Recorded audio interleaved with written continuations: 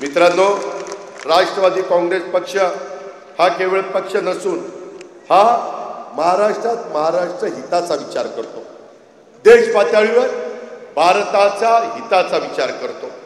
तिथेही राष्ट्रवादीचा विचार जपणाऱ्या आणि जिवंत ठेवणाऱ्या समस्त जे काही बंधू भगिनी आहे, लोककल्याणाचा ध्यास हा आपल्या पक्षाने पहिल्यापासून स्वीकारलेला आहे। समाज सुधारकांच्या आणि संत महात्म्यांच्या महापुरुषांच्या कार्याचा आणि विचारांचा पालक आणि वाहक म्हणून मित्रांनो आपण सगळे काम करतो।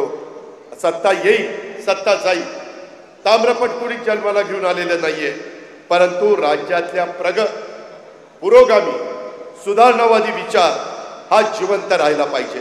राज्यातला मागासवर्गीय, आदिवासी, ओबीसी, अल्पसंख्याक समाजाच्या हिताचं, बहुजनांच्या अधिकारांचं रक्षण झालं पाहिजे। त्यांची जबाबदारी आपल्या राष्ट्रवादी काँग्रेस पक्षावर आहे, हे प्रत्येक कार्यकर्त्यांनी लक्षात घेतलं पाहिजे।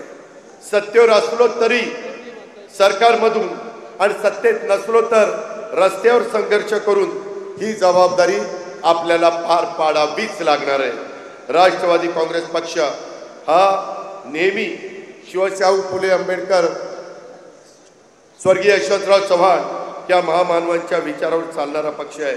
आणि त्यामध्ये मी आज वर्धापन दिनाच्या निमित्तानं सांगतो, बाबांनो, कधीही तडजोड केली जाणार नाही। त्याच विचारांनी हा राष्ट्रवादी काँग्रेस पक्ष हा पुढे जाईल। त्या दिवशी जर कधी तडजोड करायचा विचार झाला तर त्या दिवशी ह्या पक्षाचा पाया हा कमकुवत होईल, त्याला तडा गेल्याशिवाय राहणार नाही। हे सुद्धा आपण सगळ्यांनी लक्षामध्ये घेतलं पाहिजे।